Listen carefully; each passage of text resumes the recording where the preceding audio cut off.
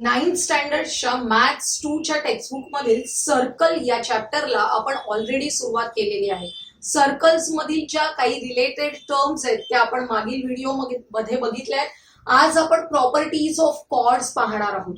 हा जो first theorem आहे, a perpendicular drawn from a centre of a circle on its chord bisects the cord.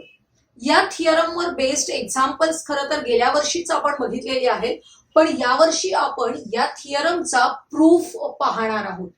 कसा prove करायचंय तो स्टेटमेंट ते आपण बघूया. दिलेल्या स्टेटमेंट वरून आपल्याला फिगर काढायची आहे, गिव्हन अँड टू प्रूव्ह लिहायचंय. या स्टेटमेंटचा जो फर्स्ट पार्ट असतो त्या फर्स्ट पार्ट वरून आपल्याला गिव्हन लिहायचंय, a perpendicular drawn from a centre of a circle on its chord. म्हणजे आपल्याला फर्स्ट पार्ट मध्ये काय सांगितलंय, जर आपण फिगर काढली तर त्याच्यामध्ये सेंटर ओ असेल तर ओ वरून आपल्याला कॉर्ड ए बी वर परपेंडिक्युलर ड्रॉ करायचंय. लक्षात येते? त्यामुळे आपण फिगर काढलेली आहे, लिहिलेलं आहे segment A B is a chord of the circle with centre O and segment OP is perpendicular to the chord A B. हा ओपी या कॉर्ड ए बी ला परपेंडिक्युलर आहे हे आपल्याला दिलेलंच आहे, गिव्हन आहे. First part of the statement आहे. आता second part of the statement काय आहे, बायसेक्ट्स द कॉर्ड. म्हणजे आपल्याला टू प्रूव्ह करायचे बायसेक्ट्स द कॉर्ड. हा जो परपेंडिक्युलर आपण टाकला, या परपेंडिक्युलर मुळे हा कॉर्ड आहे तो दोन इक्वल पार्ट्स मध्ये डिवाइड होतोय. म्हणजे segment AP is congruent to segment BP. हे आपल्याला प्रूव्ह करायचे. लिहिलेलं आहे बघा, to prove segment AP is congruent to segment BP. हे प्रूव्ह करण्यासाठी आपल्याला कन्स्ट्रक्शन करावं लागेल. काय कन्स्ट्रक्शन केलेलं आहे, segment O A and segment O B काढलेले आहेत आपण. Join point O and A, point O and B to get the radii of the circle O A and O B. आता हे ओ ए अँड ओ बी काढल्यामुळे आपल्याला दोन triangles मिळाले. त्यामुळे प्रूफ लिहिताना हे दोन ट्रायंगल्स आपल्याला कॉन्ग्रुएंट दाखवायचे. कोणते ट्रायंगल्स आहेत, in triangle O P A and triangle O P B. या दोन ट्रायंगल्स मध्ये कोणते पार्ट्स आपल्याला कॉन्ग्रुएंट दिसत आहेत ते बघूया आपण. पहिल्यांदा आपल्याला हा OP is perpendicular to A B सांगितलंय.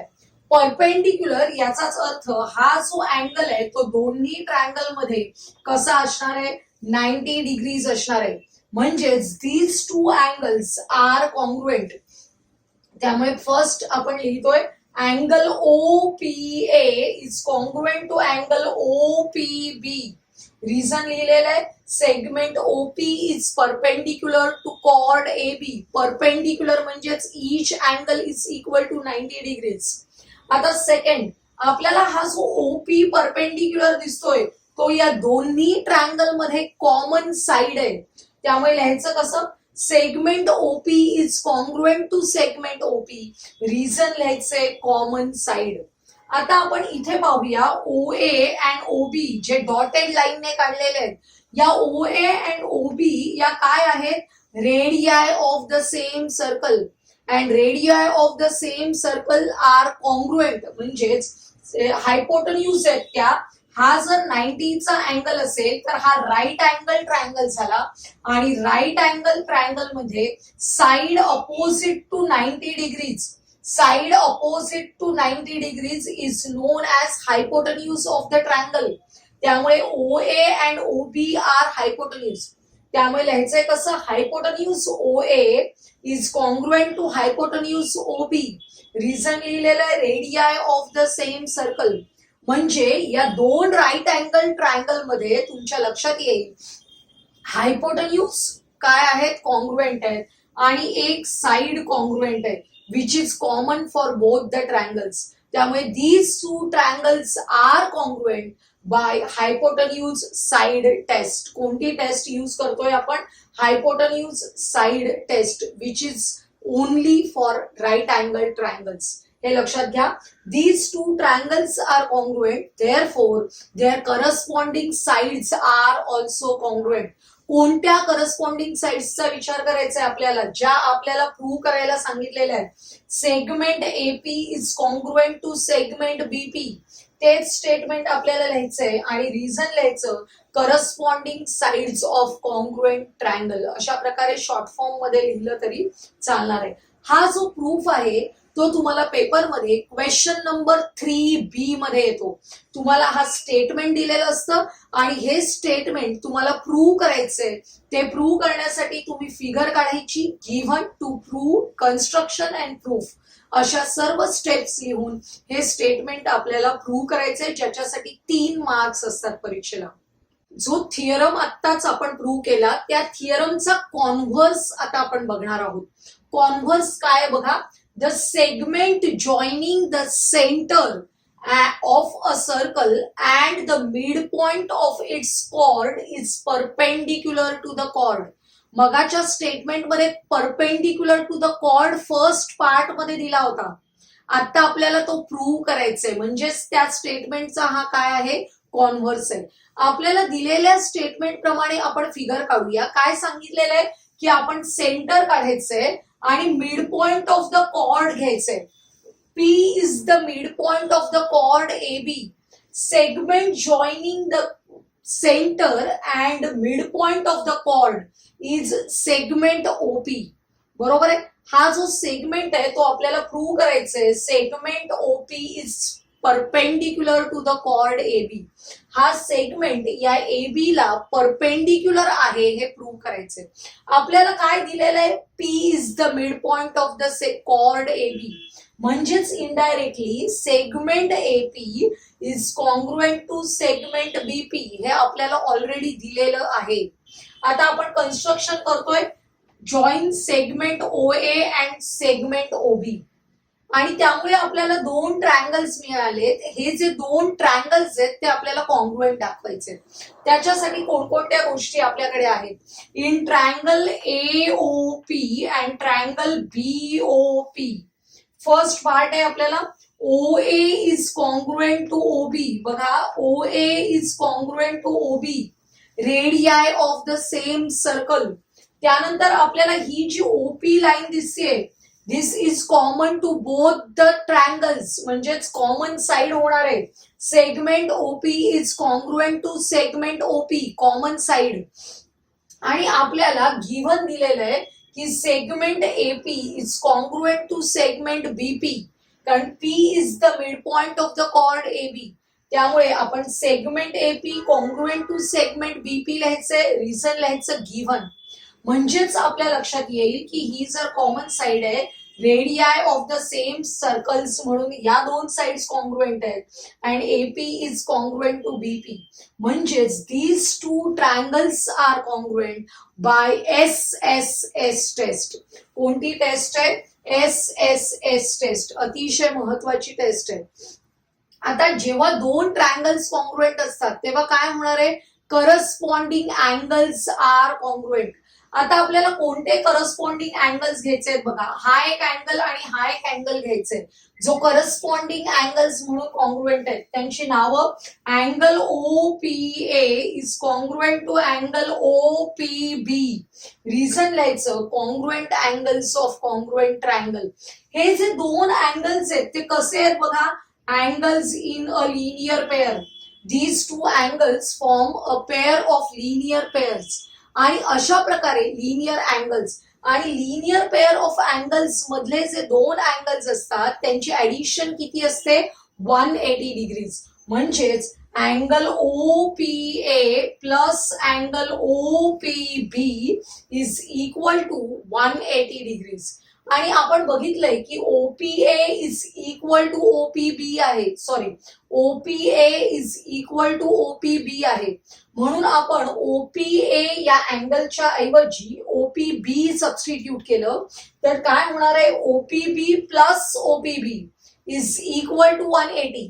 म्हणजेच 2 times OPB is equal to 180. OPB is equal to 180 divided by 2 which is equal to 90 degrees. म्हणजेच each angle is equal to 90 degrees. याचाच अर्थ काय होणार आहे? Segment OP is perpendicular to the chord AB. त्यामुळे हे जे आपले प्रूव्ह करण्याचं स्टेटमेंट आहे ते आपल्याला मिळालेलं आहे. Segment OP is perpendicular to the chord AB. हा प्रूफ सुद्धा तुम्हाला 3 मार्कांसाठी क्वेश्चन नंबर 3B मध्ये येऊ शकतो. आपण आता जे थिअरम आणि कॉन्व्हर्स पाहिला त्यावर बेस्ड एक्झाम्पल्स बघूया. Question number 1, radius of a circle is 34 centimetre and the distance of the chord from the center is 30 centimeter. Find the length of the chord. आपल्याला लेंथ ऑफ द कॉर्ड काढायला सांगितले. आपण जेव्हा figure काढतो आणि स्वतः नाव देतो तेव्हा त्याचं डिस्क्रिप्शन आपल्याला लिहायला पाहिजे. या फिगर मध्ये मी सेंटर O घेतलेला आहे. AB is the chord of the circle and OM is perpendicular to the chord AB. हे सर्व डिस्क्रिप्शन आपल्याला इथे लिहायचंय आणि याच्यामध्ये परपेंडिक्युलर डिस्टन्स दिलेला आहे 30 centimetre and radius of the circle 34 centimetre. आपल्याला काय काढायचंय? Length of the chord AB. AB ची लेंथ काढायची. आपल्याला डायरेक्टली AB काढता येणार नाही. अगोदर हा जो राईट अँगल ट्रायंगल आहे त्या राईट अँगल ट्रायंगल मध्ये सेगमेंट AM ची लेंथ काढावी लागेल आणि ती काढण्यासाठी आपल्याला काय यूज करायचंय? Pythagoras theorem. त्यामुळे in a right angle triangle OMA by Pythagoras theorem. Pythagoras theorem use करताना OM square plus AM square is equal to OA square. बघा, OM square plus AM square is equal to OA square. याच्यामध्ये OM ची length 30 substitute करा. 30 square plus AM square is equal to 34 square. याच्यामध्ये 30 square आपल्याला पाठ आहे 900 पण 34 square माहित नाहीये. मग अशा वेळी स्क्वेअर करत बसण्यापेक्षा काय करायचं बघा, AM स्क्वेअर इथेच ठेवायचा. 34 स्क्वेअर हा जो 30 स्क्वेअर आहे तो अपोजिट साइडला गेला की -30 स्क्वेअर होईल. हे कोणत्या फॉर्म मध्ये? 34 square minus 30 square A square minus B square. ही आपली आयडेंटिटी आहे बघा. A स्क्वेअर मायनस B स्क्वेअरचे फॅक्टर्स येतात A प्लस B एका ब्रॅकेटमध्ये आणि सेकंड ब्रॅकेटमध्ये A minus B. Product of A plus B and A minus B. त्याच फॉर्म मध्ये आपल्याला रिप्रेझेंट करायचंय. म्हणजेच 34 plus 30 and 34 minus 30. 34 plus 30 64. 34 minus 30 येणार आहेत 4. आता हे आहे AM square. Taking square root of both the sides. AM is equal to, या साइडचा पण स्क्वेअर रूट करायचंय. 64 चा स्क्वेअर रूट 8, 4 चा स्क्वेअर रूट 2. त्यामुळे आपल्याला AM ची लेंथ मिळणार आहे 8 into 2 is equal to 16 centimetre. म्हणजे आपल्याला AM मिळाला. आता AB काढायचंय. आपण थिअरम काय शिकलो? Perpendicular from centre to the chord of the circle bisects the chord. म्हणजेच AM is equal to MB किंवा वेगळ्या भाषेत AM is equal to half of the AB. तेच आपण इथे वापरणार आहोत. AM is equal to half AB आणि AM ची लेंथ आहे 16. सबस्टिट्यूट केली. 16 is equal to half AB. म्हणजे AB काढताना हा 2 अपोजिट साइडला आल्यावर 16 इंटू 2 होईल which is equal to 32 centimetre. म्हणजेच length of the chord of the circle is equal to 32 centimetre. असं अगदी सोपं एक्झाम्पल आहे. Next example, radius of a circle with centre O is 41 units. आपल्याला रेडियस दिलेली आहे 41 units. Length of the chord PQ is 80 units. या example मध्ये आपल्याला नावं ऑलरेडी दिलेली आहेत. लक्षात घ्या, O is the centre of the circle and PQ is the chord of the circle. सांगितलेलं आहे find the distance of the chord from the centre of the circle. Distance of the chord from the centre म्हणजेच आपल्याला हे distance काढायचे. Distance काढायचं असेल तर आपण perpendicular from centre to the chord काढतो. त्याला आपण नाव देणार आहोत OM. त्यामुळे segment OM is perpendicular to the chord PQ. आपल्याला OM ची लेंथ काढायची आहे. काय काय दिलेलं आहे? PQ, length of the chord, is equal to 80 units and radius of the circle 41 units. लक्षात घ्या, आपण हा परपेंडिक्युलर ड्रॉ केलेला आहे कॉर्ड वर. आपल्याकडे कोणता थिअरम आहे? The perpendicular drawn from the center to the chord of the circle bisects the chord. म्हणजेच हा जो परपेंडिक्युलर आहे तो दोन पार्ट्स करणार आहे या कॉर्डचे इक्वल पार्ट्स. त्यामुळे PM ची लेंथ काढायची असेल तर काय करावं लागेल? PM is equal to half PQ. हा संपूर्ण PQ आहे त्याच्या हाफ करायचंय आपल्याला. Half into 80 is equal to 40 units. म्हणजेच आपल्याला हा PM मिळाला which is equal to 40 units. आता हा राईट अँगल ट्रायंगल बघा ज्याच्यामध्ये आपल्याला हायपोटेन्यूज माहित आहे, एक साइड माहिती आहे आणि ही रिमेनिंग साइड काढायची आहे. याच्यासाठी in triangle OMP Pythagoras theorem use करायचं. काय होणार? Pythagoras theorem OM square plus PM square is equal to OP square. आता आपण व्हॅल्यू सबस्टिट्यूट करूया. PM ची व्हॅल्यू आपण काढली आहे 40, त्यामुळे 40 स्क्वेअर सबस्टिट्यूट केले. OM square plus 40 square is equal to 41 square. 41 चा स्क्वेअर करत बसायची गरज नाहीये. काय करायचं बघा, हा 40 स्क्वेअर अपोजिट साइडला गेला मायनस होईल. इथे OM स्क्वेअर ची व्हॅल्यू मिळते 41 स्क्वेअर मायनस 40 स्क्वेअर. कोणत्या फॉर्म मध्ये येते? A square minus B square. त्याचे फॅक्टर्स येतील A plus B and A minus B. मग आपण घेतोय 41 प्लस 40 एका ब्रॅकेटमध्ये, 41 मायनस 40 दुसऱ्या ब्रॅकेटमध्ये. आता 41 प्लस 40 येणार आहेत 81 आणि 41 मायनस 40 येणार आहेत 1. याचा स्क्वेअर रूट काढला की आपल्याला OM ची व्हॅल्यू मिळते. त्यामुळे OM is equal to 81 into 1 म्हणजेच 81 आणि square root of 81 is equal to 9. त्यामुळे length of the perpendicular from centre to the chord of the circle is equal to 9 units. अशा प्रकारे आपल्याला हे एक्झाम्पल सॉल्व्ह करता येईल.